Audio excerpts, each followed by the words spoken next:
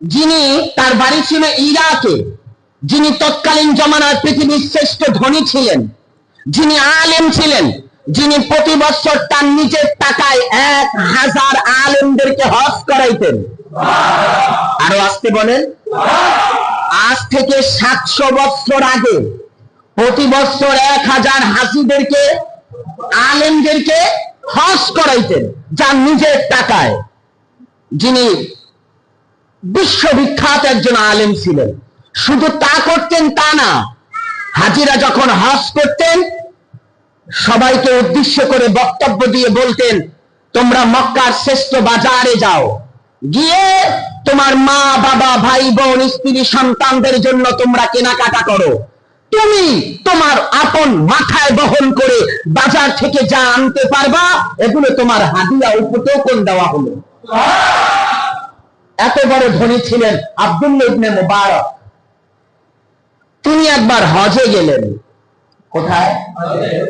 পায়ে হাত দিয়ে বলছি, দিল দিয়ে কথাটা শুনবেন, খুব গুরুত্বপূর্ণ একটি কথা। হজে যখন গেলেন, সব কিছু তাওয়াফ করা শেষ, শরীরটা ক্লান্ত। এখন তো সিকিউরিটি গার্ড রিয়াজুল জান্নায় যেতে যায় না, কথা কয় না, চুম্বন করতে দেয় না, কত ঝামেলা। তখন আর এই ঝামেলাগুলো, আজ থেকে 30 বছর আগেও এত সিস্টেম ছিল না। আব্দুল্লাহ ইবনে মুবারক হজ পালন করে একটা খুঁটির সাথে হেলান দিয়ে একটু বিশ্রাম করতে লাগলেন, শরীরটা ক্লান্ত। হঠাৎ করে ঘুমের ঘরে তাকায়া দেখে তার পার কাছে একজন নুরানি চেহারার মানুষ আর একজন মাথার কাছে, কিন্তু চেহারা দেখা যায় না, দুজন কথা বলছেন। পার কাছের জন ডেকে বলছে মাথার জনার কাছে, এই ভাই, এই বছর হজে কত লোক আসছে? মাথার কাছের জন বলতেছে 6 লক্ষ হাজি আসছে। একটু জোরে জোরে, কয় লক্ষ? 6 লক্ষ। পায়ের কাছের জন আবার বলছে, সবার হজ কি আল্লাহ কবুল করেছে? মাথার কাছের জন বলে, না, এই বছর একজনের হজ কবুল হয় নাই। এটা আল্লাহু আকবার বলেন।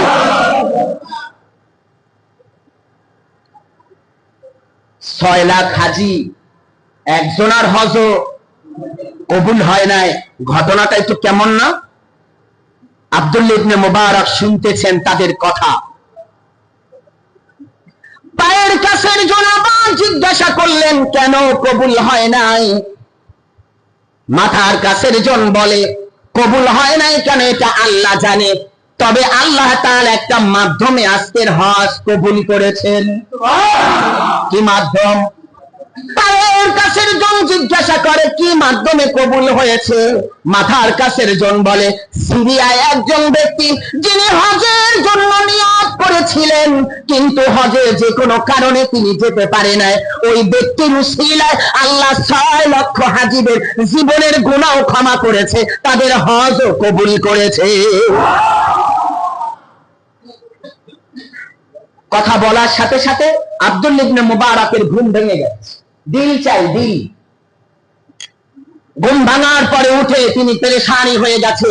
গোটা মক্কাতুল মুকাররমা, ইরাক, ইরান, আফগানিস্তান, পৃথিবীর সমস্ত রাষ্ট্রের ভিতরে আমি একজন প্রকৃত বড় আলেম, আমাকে মানুষ গণনা করে, কিন্তু আজ আমার হজ কবুল হয় নাই, একজনের উসিলায় কবুল হয়েছে।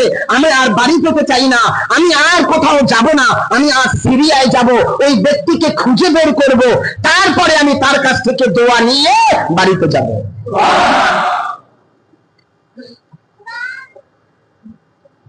ওই সময় দুজন কথা বলার ভিতরে যে নাম বলেছিলেন আলী হাই, ওই নামটা উনি মনে রেখেছেন। রওয়ানা দিয়ে সিরিয়ায় চলে গেলেন। গিয়ে বাজার, দোকানপাট এগুলোতে খুঁজতে লাগলেন, কেউ চিনে না। হঠাৎ একজন মুরব্বী মানুষকে জিজ্ঞাসা করায়, তিনি বললেন, হ্যাঁ বাবা, ওনাকে তো চিনি আমি, পাশের বাড়িটা, ওই যে জীবনের একটা বাড়ি, ওইটাই ওনার, ওনার কাছে গেলে ওনাকে পাবেন, উনি তো গরিব মানুষ। কি মানুষ? গরিব মানুষ। আব্দুল্লাহ ইবনে মুবারক গিয়ে ঘরের দরজায় যখন টোকা দিলেন, ভিতর থেকে সাদা সিধে একটা পোশাক পরা মানুষ ঘর থেকে বের হলেন, সালাম দিলেন, কথা বললেন। বললেন, বাবা আপনার নাম? বলে, আমার নাম আলী হাই। তিনি আশ্চর্য হয়ে গেলেন। আব্দুল্লাহ ইবনে মুবারক কে জানেন? আরেকটু বলি, যিনি ইমাম বুখারীর ওস্তাদ। একটু জোরে বলেন কোন? আপনারা বুখারী শরীফের নাম শোনেন না? কোরআন শরীফ 30 পারা, বুখারী 30 পারা। পৃথিবীতে কোরআনের পরে সবচাইতে যে কিতাবের দাম, এই কিতাব ইমাম বুখারী লিখেছেন, তার ওস্তাদ আব্দুল্লাহ ইবনে মুবারক। শুধু তাই না, ইমাম আজম আবু হানিফা রাহমাতুল্লাহ আলাইহির ছাত্র ছিলেন, আপন ছাত্র। গেলেন, এবারে মুরব্বি তিনি বললেন যে বাবা আপনার নাম কি? আমার নাম আব্দুল্লাহ ইবনে মুবারক। উনি আশ্চর্য হয়ে গেলেন, কি করবেন? দরজা খুলে উনি হাতে চুম্বন করতে লাগলেন। কার? আব্দুল্লাহ ইবনে মুবারকের হাতে চুম্বন করতে লাগলেন, কপালের দুই মাঝখানে চুম্বন করতে লাগলেন। আপনি আসছেন আমার বাড়ি, পৃথিবীর এত বড় আলেম আমার বাড়িতে আসছে, আমার কাছে, আমি সৌভাগ্যবান। চুম্বন করতে লাগলেন। তিনি বললেন আমি আপনার সাথে কথা বলবো। বলেন, বসেন। বসলেন। আপনি কি করেন? বলে হুজুর আমি তেমন কোনো কাজ করি না, আমি একজন মুচি, প্রতিদিন জুতা সেলাই করি। একটু জোরে বলেন। একজন মুচির কারণে 6 লক্ষ হাজিদের হজ কবুল হয়।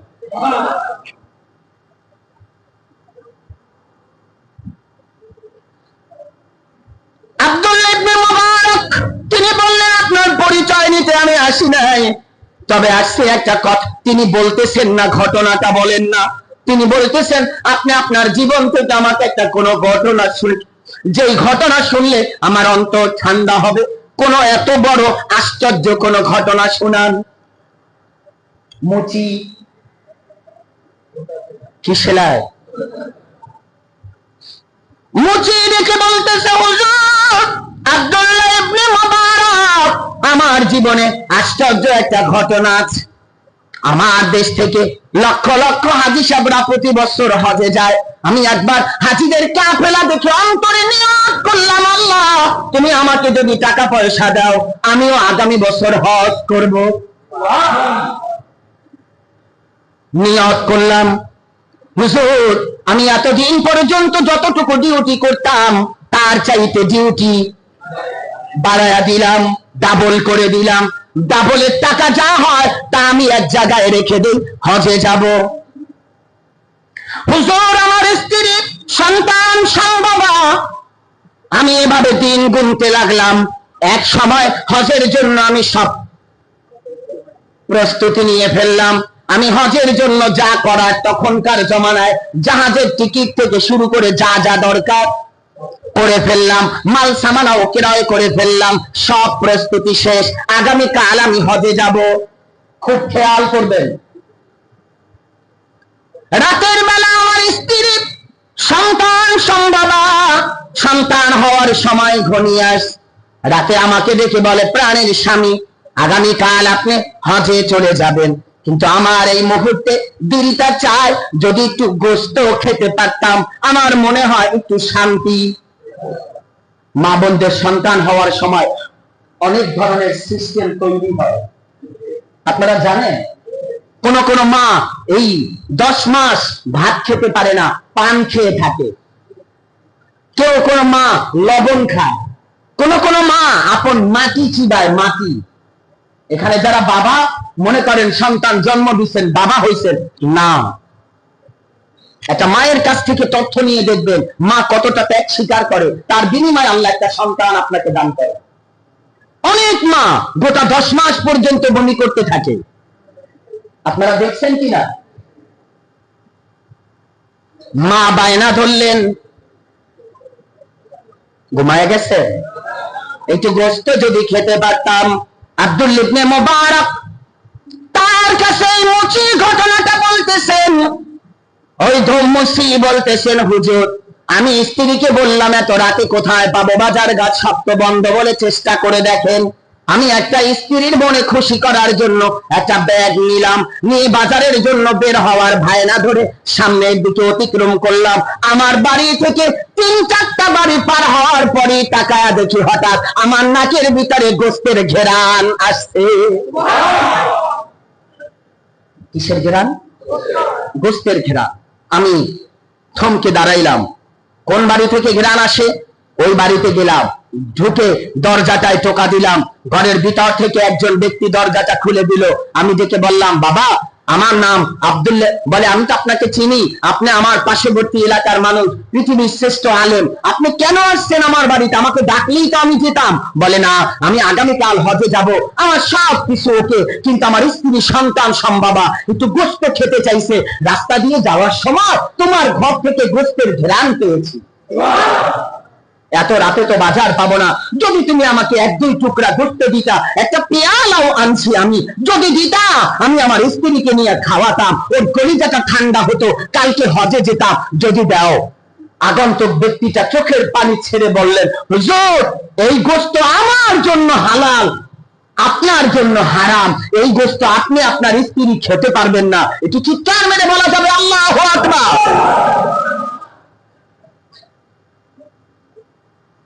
তিনি বললেন, ব্যাপার কি? মাসআলা ইমামের জন্য যা, মুসল্লির জন্য তা। ইমামের জন্য যেটা হালাল মুসল্লির জন্য হালাল, ইমামের জন্য যেটা হারাম মুসল্লির জন্য হারাম। তবে আমারটা এমন, আমার জন্য হারাম তোমার জন্য হালাল। হাতটা শক্ত করে ধরে ফেলছে। আল্লাহর কসম, মিথ্যা বলবা না, সত্য কথা বলো, তোমার রবের কসম। ব্যক্তিটা চোখের পানি ছেড়ে দিলেন, বললেন, কি বলবো আপনার কাছে হুজুর, আমার ঘরে 3টা সন্তান, আজ 4 দিন ধরে কোনো খাবার নাই, তাই বাচ্চাদেরকে সান্ত্বনার জন্য আমি ঘর থেকে বের হয়ে গিয়েছিলাম, কাজ পাই নাই। যাওয়ার পথে দেখলাম মরা একটা গাধা পড়ে আছে, ওই গাধা থেকে 1 টুকরা গোশত আনিয়া সিদ্ধ করিয়া রান্না করেছি। বাচ্চাদের দিকে তাকায়া যদি গোশতটুকু রান্না না করি, আজকের বিকাল বেলা ঘর থেকে 3টা লাশ বের হবে, তাজা প্রাণ লাশ হয়ে বের হয়ে যাবে। তাই মরা গাধার গোশত কাটিয়া বাচ্চাদের জন্য রান্না করতে আনছি, এটা আমার জন্য হালাল, আপনার জন্য হারাম। একটু বলা যাবে আল্লাহু আকবার।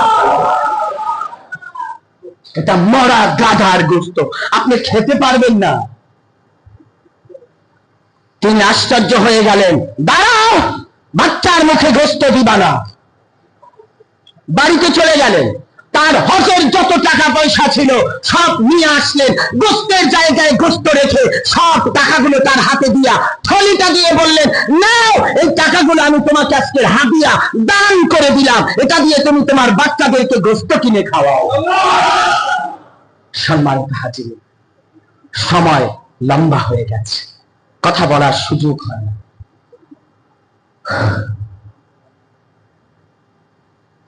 মানুষ যে কেন নিজের জীবনটা পাল্টায় না, এখনো বোঝা যাচ্ছে না, এখনো বোঝা যায় না। কি আমি মসজিদের ইমাম, তাই আমার অহংকার, আর আমার ভিতরে কত দেমাগ। আমি ইমাম, আমাকে মুসল্লি সালাম দিবে, ইজ্জত করবে, সম্মান করবে। না, আমি ইমামের চারানার দাম নাই যদি আমার ভিতরে ওই অনুযায়ী আমল না থাকে। কথা বলেন না কেন? আমল লাগবে, ইমাম হওয়ার মুসল্লি হওয়ার যে হও, আল্লাহ আল্লাহ রাসূলের মোহাব্বত লাগবে। মুসলমান, ইসলাম এমন জিনিস, আপনি লিবাসে সুরাতে যা, অন্তরেরটা দেখেন কে? একটু বলেন না, কে দেখে? আপনি আমি চেহারা সুরাতে দেখতে সুন্দর, আপনার আমার ভিতরে কি আল্লাহ দেখেন কোনটা? বলেন, আল্লাহ দেখেন কোনটা? উপরেরটা দেখেন না, তাইলে পৃথিবীর বিভিন্ন কান্ট্রির সুন্দর মানুষগুলা জান্নাতে যাইতো না। আল্লাহ ভিতর দেখেন না, উপর দেখেন না, দেখেন কি ভিতর। আমরা যেন আমাদের ভিতরটা পাল্টাতে পারি, গুনাহ মুক্ত জীবন গড়তে পারি, নবীর আদর্শ অনুযায়ী জিন্দেগিটা চালাতে পারি। রব যেন আমাদেরকে সেই তৌফিক এবং সুযোগ দান করেন। বলেন আমিন। সবাই বলেন, শুকরিয়া আদায় করব। না শুকরি করলে, শুকরিয়া আদায় না করলে শাস্তি দিবেন কে? আল্লাহ। শাস্তির মোকাবেলা করার আমাদের কারো কোনো ক্ষমতা নাই। গেল জুমাতে আপনাদের সামনে আলোচনা ছিল নমরুদ। কি নাম? নমরুদ। নামগুলা মনে রাখবেন, কারণ এরা পৃথিবীর সবচেয়ে বড় বড় জালিম। যেন আল্লাহ আমার ভিতরে এমন কোন অহংকার ঢুকিয়ে না দেয় যেন আমিও কখনো জালিম না হই। সেই জন্য সচেতন চিন্তা, সজাগ থাকা, মনোযোগ কামনা করছি সকলে। আল্লাহ তাআলা নমরুদকে তামাম পৃথিবীর রাজত্ব দান করেছেন। কতটুক একটু বলেন? সারা পৃথিবী, সূর্য যেখানে ওঠে, সূর্য যেখানে ডুবে, গোটা এরিয়ার বাদশা ছিলেন নমরুদ, যার ৮০ লক্ষ সৈন্য ছিল আজ থেকে ৬,৫০০ বছর আগে। আল্লাহু আকবার বলবেন না? তখন মানুষও তো কম ছিল, কথা বলে না। এখন যে পরিবেশ, ৫০ বছর আগে এরকম মানুষ ছিল? মুরব্বীরা ভালো বলতে পারবেন। জনসংখ্যা কত ছিল? ২০ বছর আগেই তো জনসংখ্যা ছিল কত? ১২-১৩ কোটি। যুদ্ধের সময় নাকি ৬ কোটি ছিল, ৭ কোটি, ৭ কোটি ছিল। কত সংখ্যা বেড়ে গেছে মাত্র কয়েক বছরের ব্যবধানে। আর আজ থেকে ৬,৫০০ বছর আগে জনসংখ্যা কেমন ছিল? কিন্তু তখন তার সৈন্য ছিল ৮০ লক্ষ, প্রধান সৈন্য। এরপরে আরো যা বাদ, এত বড় ক্ষমতাধর বাদশা ছিলেন, যা আমি গেল জুমাতে আপনাদের সামনে তুলে ধরেছি। আজকে শুধু তার পরিণতিটা কি এটা আমি একটু বুঝিয়ে কথা শেষ করব। নমরুদ আল্লাহ তাআলাকে হত্যার জন্য পরিকল্পনা করলেন। আরো আসতে বলেন। মানে অহংকার, ক্ষমতা এত বেশি তাকে অন্ধ করে দিয়েছিল। তিনি এখন লাস্ট পর্যন্ত সিদ্ধান্ত নিল, পৃথিবীতে তো আর আমার চাইতে বড় কেউ নাই। এখন আরো সে যিনি আছে, ইব্রাহিম নবীর খোদা, তাকেও পরাজিত করব। বলেন নাউজুবিল্লাহ। আল্লাহ ছাড় দেন,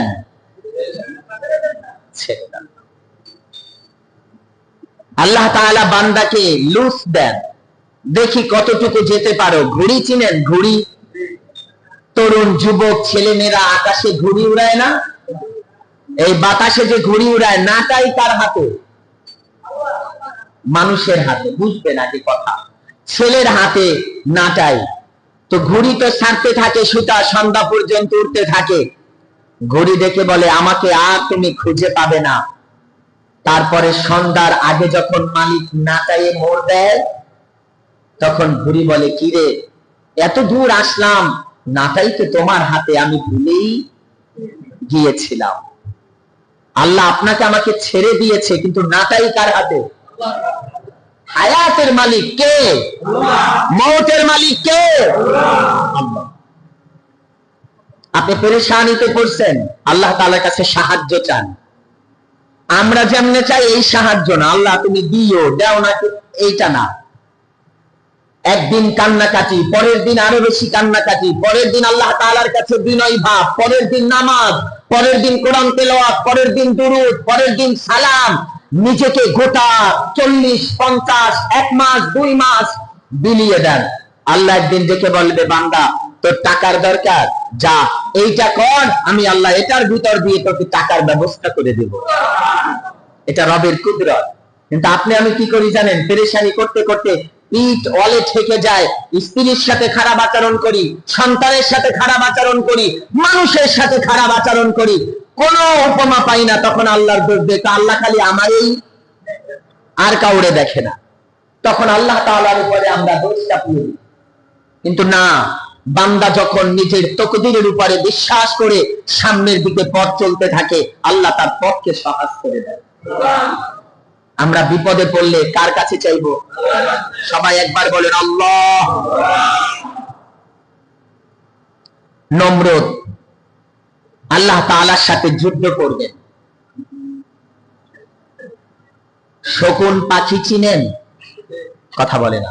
শকুন চিনেন? শকুন অনেক মুরব্বীরা বলতে পারবেন, তরুণ যুবকরা অনেকেই নাও দেখতে পারি। আবার চিড়িয়াখানায় যদি কেউ যায়, তাই দেখতে পারি। শকুন ছিল আগেরকার জমানায় গরু, উট, ভেড়া, দুম্বা, গাধা, মহিষ এগুলো মারা গেলে ওই পাখিগুলো এসে খেয়ে যেত। 7-8টা আসতো, ঘন্টা খানের ভিতরে এক গরু ছাপা, কসাইদের মতো। আবার আপনাদের মাঝে কেউ থাকলে রাগ হলেন না, ছাপা করে নিয়ে যেত, খেয়ে চলে যেত। এত শক্তিশালী ছিল। এরকম 8টা শকুন পাখিকে নমরুদ শিকার করলেন, শিকারী বানালেন, বানায়া সুন্দর একটা স্টাইল করলেন। শকুন পাখির চোখের সামনে বড় বড় গরু বা ভেড়া বা এগুলার আস্ত রান ঝুলাইয়া রাখলেন, যেন পাখি এখনই ধরতে পারবে, কামড় দিতে পারবে, ঠোকর দিতে পারবে, এরকম চোখের সামনে ধরলেন। নমরুদ চেয়ার সিংহাসন বিছায়া সেখানে বসলেন, খাবার রসদ নিলেন, পানি যা দরকার, তীর নিলেন, ধনুক নিলেন, নিয়ে শকুনকে ছেড়ে দিলেন, উপরে উঠতে লাগলেন। 7 দিন 7 রাত ওড়ার পরে নমরুদ মনে করলো মোটামুটি, কথা কয় না, আয়সা পড়ছি, শয়তান তো আয়সা পড়ছে। তীর নিলেন, নিয়ে উপরের দিকে আল্লাহ তাআলার দিকে, আরশের দিকে, আকাশের দিকে মারলেন। নাউজুবিল্লাহ বলবেন না? আল্লাহ তাআলা ডেকে বললেন, জিবরাইল, এতদিন পর্যন্ত নমরুদ সীমা লঙ্ঘন করেছে, আমি আল্লাহ তাকে ছেড়ে দিয়েছি কিছুটা সময়ের জন্য, কিন্তু এখন তিনি পুরা সীমা লঙ্ঘন করে ফেলেছে। আমি আল্লাহ তাআলার সাথে নাফরমানির তাপমাত্রা তিনি আরো বাড়িয়ে দিয়েছে। যাও জিবরাইল, তাড়াতাড়ি করে একটা মাছ ধরিয়া মাছের কিছু রক্ত নিয়ে তীরের সাথে লাগায়া দাও, মাখায়া দাও। নমরুদ যেন মনে করে আল্লাহ শেষ। নমরুদ যেন মনে করে মাছের রক্ত মাখায়া তীরটা বরাবর ফেলে দিলে যখন নমরুদের তাবুতে পড়লেন, তিনি লক্ষ্য করে তীর আর রক্ত দেখিয়া তিনি হাসতে লাগলেন, হায় হায়, আমি সাকসেস হয়েছি, আর পৃথিবীতে কেউ নাই, ইব্রাহিমের খোদাও নাই, তাম পৃথিবীতে আমার মোকাবেলা করার মতো কেউ নাই। নমরুদ তীর নিয়ে জমিনে আইসা তার ভক্ত যারা, সৈন্য যারা, তাদেরকে দেখাতে লাগলেন, দেখো তীর, তীরের মাথায় রক্ত, আমি অনেক উপরে গিয়ে তীর মারার পরে একা অবস্থা হয়েছে, নিশ্চয়ই তিনি নাই। একটু নাউজুবিল্লাহ বলে।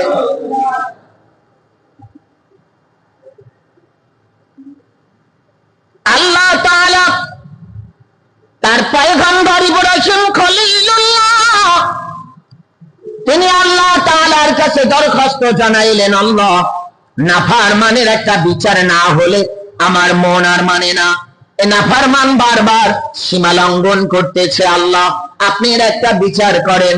আল্লাহ বললেন, ওগো খলিল, আপনি কি চান? বলে, আল্লাহ আপনি তাকে মানুষের সামনে শাস্তি দিয়া মারেন। সুবহানাল্লাহ বলেন।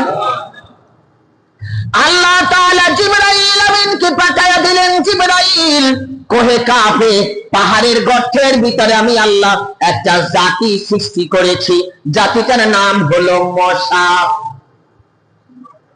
সুবহানাল্লাহ বলবেন না? কি নাম? আবার বলে, আপনাদের কি অনেকের মুখ নাই, জবান আছে? কথা বলেন না কেন? চুপ করে থাকেন কেন? কথা বলা মানে ইসলামকে সাপোর্ট দেওয়া। আমি যে কথাগুলি বলছি কোরআন সুন্নাহ থেকে, এগুলোকে সাপোর্ট দেওয়া। শুক্রবার দিন কিছু মানুষ এসে ঘুমায়, শুক্রবার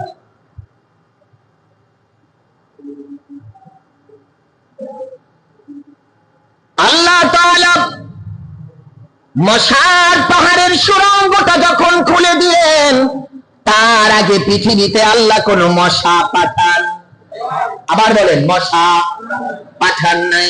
কিন্তু মশাটার সাইজ ছিল একটু বড়। আপনারা দেখবেন হঠাৎ হঠাৎ বড় বড় এক একটা মশা দেখা যায়, আছে না? আমার দেশে কয় ডেঙ্গু। কি কয়? ডেঙ্গু, ম্যালেরিয়া, কত রোগ, এরকম বড় বড় মশার সাইজ। কিন্তু আল্লাহ তাআলা প্রতিটা মশা ঠোঁটে বিষ মাখাইয়া দিলেন। আল্লাহু আকবার বলেন। আপনারা কাঠে এক ধরনের পাখি দেখছেন? একটু বলেন না। পাখি গাছে ঠোকর দিয়া গাছ কাইটা ফেলায়। আল্লাহ তাআলা মশার ঠোঁটে এমন আকর্ষণ শক্তি দিয়েছিলেন, মশা যখন ঠোঁট দিয়ে আঘাত করতেন তখন মানুষের ছিদ্র হয়ে যেত, জায়গা সেকেন্ডের ভিতরে পচন ধরতো, মানুষ সাথে সাথে মৃত্যুবরণ করত। ওলে কাঠে আঘাত করলে আল্লাহ তাআলা মশার ঠোঁটে ক্ষমতা বেশি দিয়েছিলেন, এই মশা পাঠাইয়া দিলেন। নমরুদ লক্ষ্য করে তাকায়া দেখলেন ৮০,০০০ সৈন্য নিয়ে দাঁড়ানো, যুদ্ধ করবে কার সাথে? আল্লাহর সাথে। আল্লাহ তাআলা মশা পাঠাইয়া দিলেন। ইব্রাহিম খলিলকে বললেন, পয়গম্বর খলিল আপনি আলাদা সরে যান, এই জালিমদের মাঝে থাকবেন না। রাহমাতুল লিল আলামিন নবী কামলিওয়ালা কোরআনুল কারীমের এই ব্যাখ্যাগুলো যখন করেছেন, একবার কান্না করে চোখের পানিতে দাড়ি মোবারক ভিজিয়ে ফেলেন।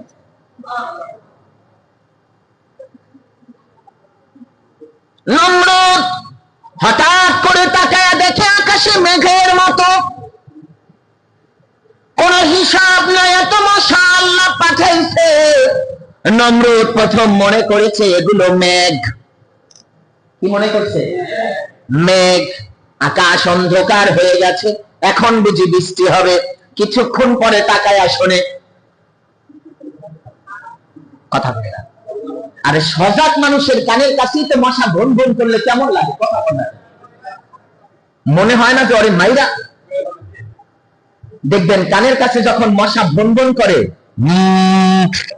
বোঝা যেন ড্রিল মেশিন দিয়ে ওয়াল ছিদ্র করে। কানের কাছে এরকম আওয়াজ হয়, তখন বিরক্তি লেগে যায়। আর উপরে বিগয়রি হিসাব মশা যখন আওয়াজ দিচ্ছে, নমরুদ তার বাহিনী কান চেপে ধরেছে, এত বিকট আওয়াজ কেন? আওয়াজ সহ্য করার মতো না। এর ভিতরে মশা ঝাঁকে ঝাঁকে দুনিয়াতে আসা শুরু করে দিলেন। আয়েশা মশা যাকে কামড় দেয় ওই জায়গায় সাথে সাথে ডেথ। এটা আল্লাহু আকবার বলেন। 1 সেকেন্ডের ভিতরে শেষ। মরে তো যায়, মরার সাথে সাথে শরীরে পচন ধরে যায়। এত বিষাক্ত মশা আল্লাহ পাঠিয়েছে। মশা আক্রমণ করতে লাগলেন। নমরুদের কাছে আল্লাহ আবে হায়াত নামক একটা কূপ দিয়েছিলেন। কি নাম? আবে হায়াত। এই কূপের পানির ভিতরে আল্লাহ তাআলা এত বেশি ক্ষমতা দিয়েছেন, কোন অসুস্থ মৃত্যু ব্যক্তিকে যদি পানি ছিটায়া দেওয়া হয় তাহলে মরা ব্যক্তিকে আমার আল্লাহ জিন্দা বানায়া দিতেন। খেয়াল করবেন কেন দিচ্ছেন আল্লাহ, ঘটনা অন্য কোনদিন বলবো, আজকে সময় নাই। এই কূপ থেকে নমরুদের সৈন্যরা পানি ছিটায়া দেয়, মশায় কামড় দেয়, মারা যায়। যেটার গায়ে পানি লাগে লাফ দিয়া দাঁড়ায় জিন্দা হয়ে যায়। জিবরাইল আমিন ডাক দিয়া বলে, আল্লাহ নমরুদ তো একটা খেলা খেলতেছে আপনার সাথে, আপনি তাকে যে আবে হায়াত পানি দিয়েছেন, পানি ছিটায়া মানুষ জিন্দা করে। আল্লাহ কয় টেনশন নাই, তাড়াতাড়ি করে একটা গাধা মরা নিয়া আবে হায়াত পানির ভিতরে দাও।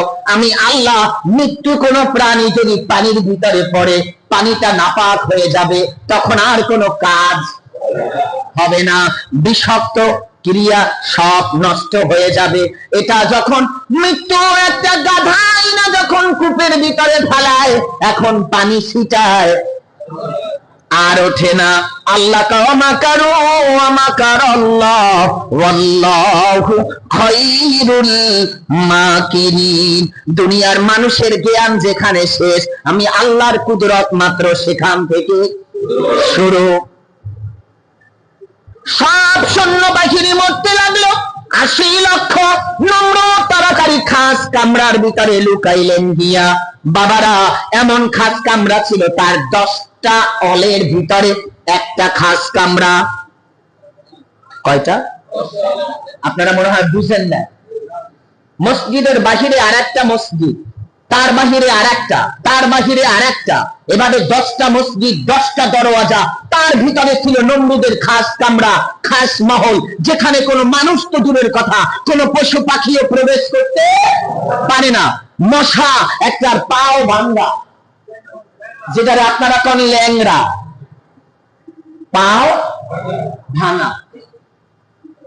এটা আসতে একটু দেরি হচ্ছিল, পাও ভাঙা, পাখা একটা নাই। তো পাও ভাঙা মশা ডাক দিয়ে, আল্লাহ বানাইছো বানাইছো আমারে। 2-3 জুমা আগে আলোচনা করছিলাম, এক ব্যক্তিকে আল্লাহ বানাইছে হাত নাই পাও নাই, জাহান্নামের গর্ত ভরাটের জন্য। আপনাদের মনে আছে না? মশাও বলতেছে আল্লাহ হাত নাই পাও নাই, বানাইছো ল্যাংরা, এখন আমি কি করব? আমি তো দুনিয়ায় তাড়াতাড়ি যেতেও পারি না, কাউরে যে কামড় দিব, আমি তো গিয়া কাউরে পাইতাম না। আল্লাহ তা তোর লেগে বড়টা রাখছি। সুবহানাল্লাহ বলে, কি বলে?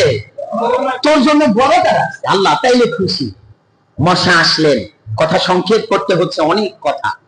মশা আসলেন, আয়েশা তাকায়া দেখে আর একজনও কথা কয় না।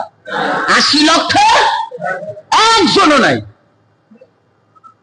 মশা তো আল্লাহ তাআলার কাছে দরখাস্ত জানাই দিছে, আল্লাহ পাঠাইলেন তো পাঠাইলেন, এমন সময় আসলাম কেউ না। আল্লাহ কয়, মশা চিন্তা করিস না, ওই যে দেখ বড় শয়তানটা দৌড়ায় নমরুদ, তুই ওর পিছ পিছ যা। তো মশা ওর পিছন পিছন যেতে যেতে নমরুদের দরওয়াজা লাগায়া দিস। আল্লাহ তাআলা বলে, এই চিন্তার কোনো কারণ নাই, ওর খাস কান্নায় একটা ছিদ্র রাখছে, এটার ভিতরে অক্সিজেন আসার জন্য। সুবহানাল্লাহ বলবেন না? সব লাগায়া ছোট্ট একটা ছিদ্র রাখছে, এটা দিয়ে ভেন্টিলেটরের মতো না, আরো ছোট। মশা এসে ওখানে বসলেন। আল্লাহ তাআলা বললেন, এই মশা, আজ তোর খবর আমি আল্লাহ তাআলা তোর কাছে দিয়ে দিলাম। আজকে নমরুদকে তোর কাছে ছেড়ে দিলাম, যা করার তুই কর। আল্লাহ কি করব? হাত নাই ল্যাংরা, করবোটা কি? আল্লাহ বলে, তোর কাছে দিয়ে দিলাম, দেখ তাকাইয়া কোন জায়গাটা সবচেয়ে উত্তম, যেই জায়গা দিয়ে ঢুকলে মারতেও পারবে না, মরবে। মশা দূর থেকে লক্ষ্য করে দেখলেন নমরুদের নাকের ছিদ্রটা অনেক বড়। আল্লাহু আকবার বলে। আপনাদেরকে আমি গল্প শোনায় হাসানের জন্য বলছি, কিছু জীবন থেকে শিক্ষা নিবে। যে মানুষটা 10-12 হাত লম্বা, মানুষটার নাকের ছিদ্রটাও তো একটু বড় না? মশা আয়েশা নমরুদের আল্লাহ তাআলা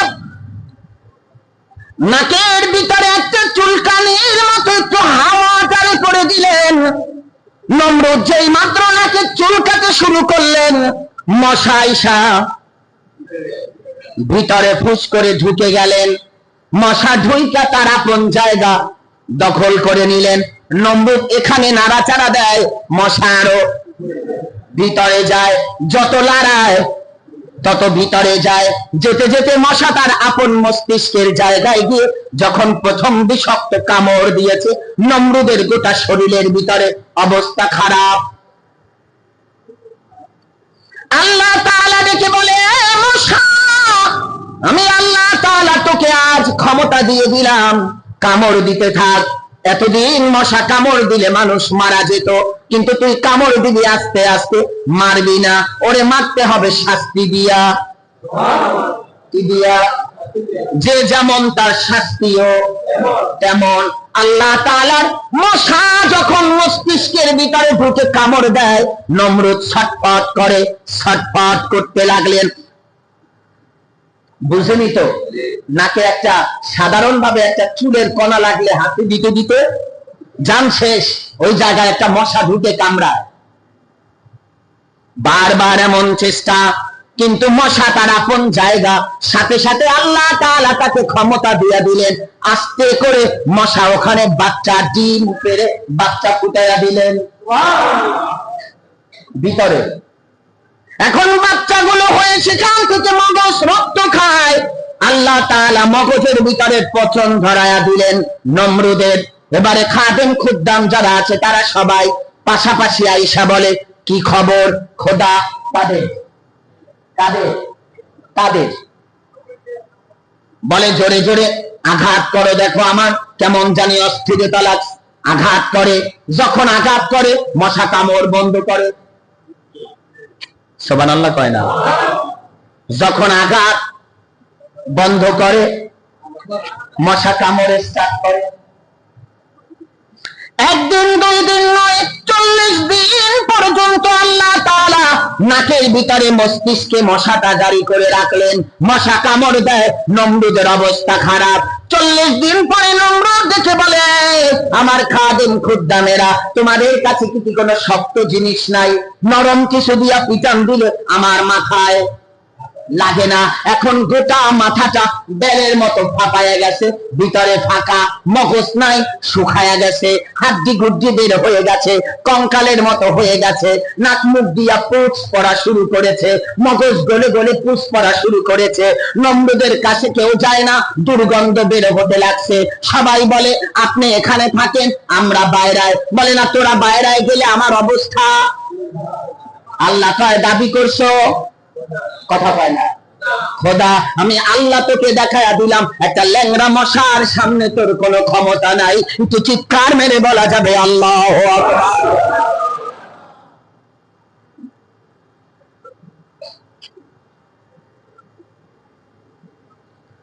নমরুদ ডেকে বললেন, শক্ত কিছু নাও। সামান্য কিছু শক্ত নিয়ে পিটান দেয়, কিন্তু হয় না। একজন দাসকে ডেকে বললেন, কিছু শক্ত জিনিস দিয়া বাড়ি দাও। তাকায়া দেখে কোনো জিনিস নাই। তোর পায়ে যে খরম আছে ওইটা দিয়া দে।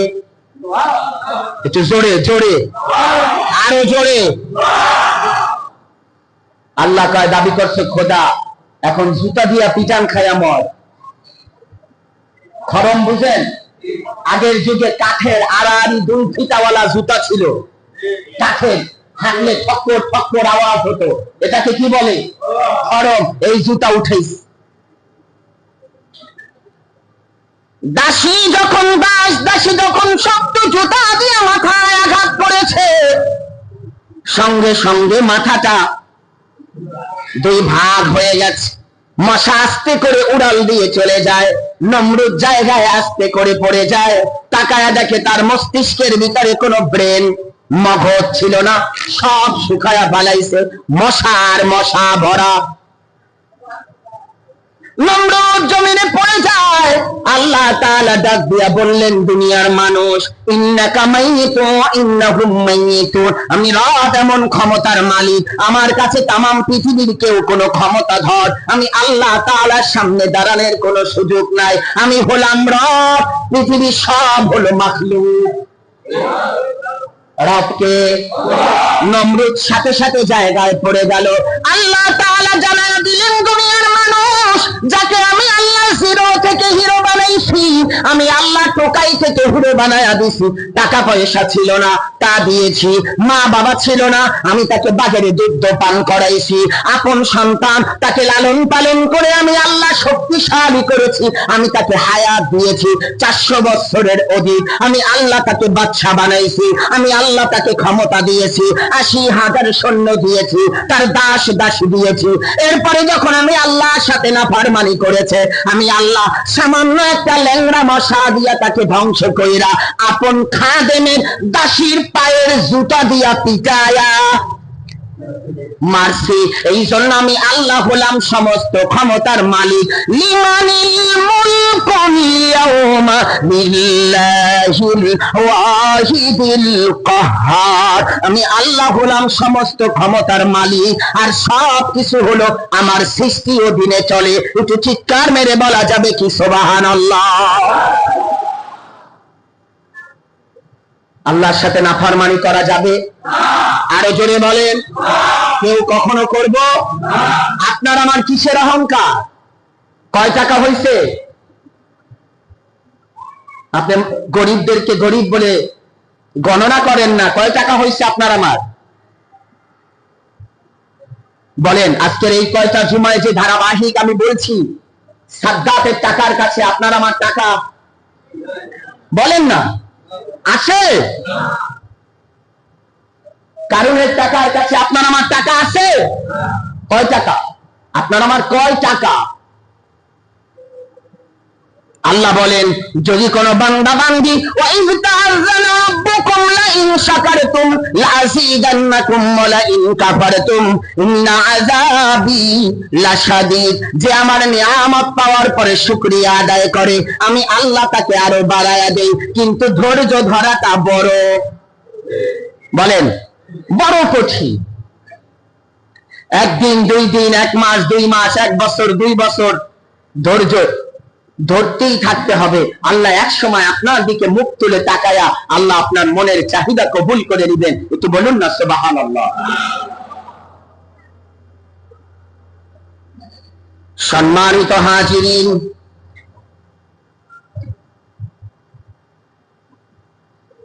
আল্লাহ তাআলা বলেন দুনিয়ার মানুষ আমি সৃষ্টিকুলকে আমার কুদরত দিয়া সাজাইছি, যদি কোনো ব্যক্তি আমি আল্লাহ তাআলার সাথে নাফরমানি করে আমি আল্লাহ তাকে ধ্বংস করে দেই, আর যদি কেউ আমি আল্লাহ তাআলার শুকরিয়া আদায় করে আমি আল্লাহ তাকে দুনিয়াও দেই। একটু জোরে বলেন, দুনিয়াও দেন আখিরাতও দেন। আপনারা হযরতে বেলাল রাদিয়াল্লাহু তাআলা আনহুর নাম শুনছেন?